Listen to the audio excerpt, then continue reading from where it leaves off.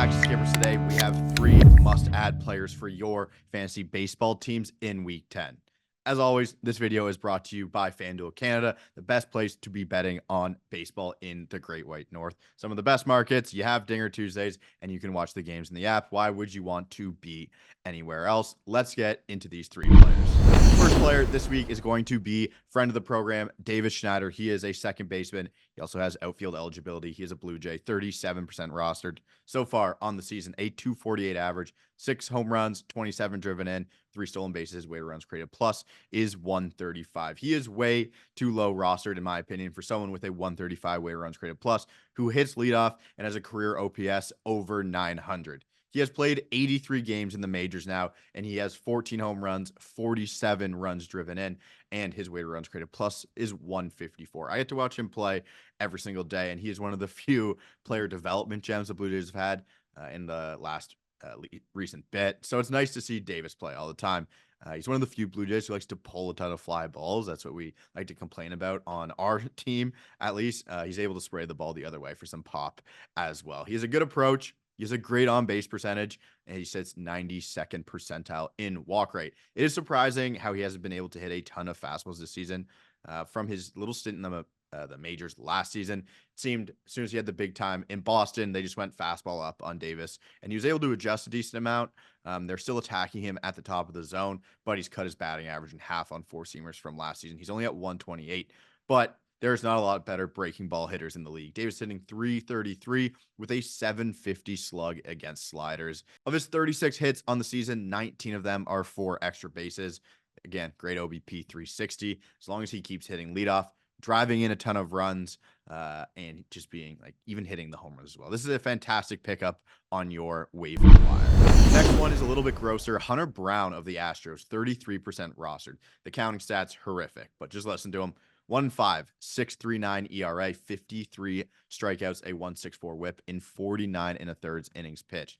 Hunter Brown was someone I believed could hit the 200 strikeout mark. We were going through some hot takes in the offseason. I didn't think that one was too hot, but he's gotten off to a horrific start counting stats wise, and it started with the worst possible start to a season in his first month a pitcher has ever had.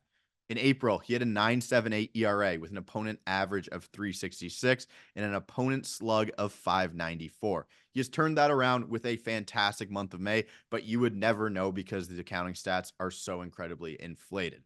In May, Hunter Brown threw 26 1/3 innings for an opponent average of 206, opponent slug 200 points lower than his first month at 371. It's interesting that right-handed hitters are giving him more issues than left-handed hitters at this point in the season, but all the predictive stats are on his side. They say he's going to be good, which was kind of the same as the offseason. For the second straight season, he's running a batting average of balls in play over 350, a home run to fly ball ratio over 20%, although he has an expected ERA 2 full runs lower at 403, an xFIP lower at 380, and his skill interactive ERA Sierra is 396. I was reading a Chris Towers write-up. He said Brown has gone away from fastball cutter mostly, and now he's throwing a new sinker, pairing that with a slider and splitter. Maybe we will never get the or live up to the expectations that we have set up for him when people said he was going to be the next Verlander.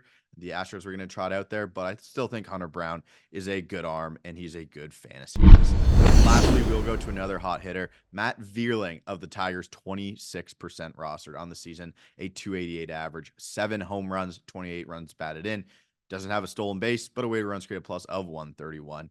All Matt Vierling wants to do is hit extra bases and keep his month of May going. Former Philly found his little calling here in Detroit on an absolute heater. This month, Vierling, 5 home runs, 309 average, 946 OPS, 161 weighted runs created plus. He has deservedly been hitting in the middle of the lineup, and he's included hitting leadoff in 2 of his last 4 games. When we get someone who is having this much opportunity and running this hot, you have to pick them up and ride this hot streak, even if you don't think it's legit. Right now, Matt Vierling is on a heater. Vierling also has good swing decisions, but it hasn't led to many walks.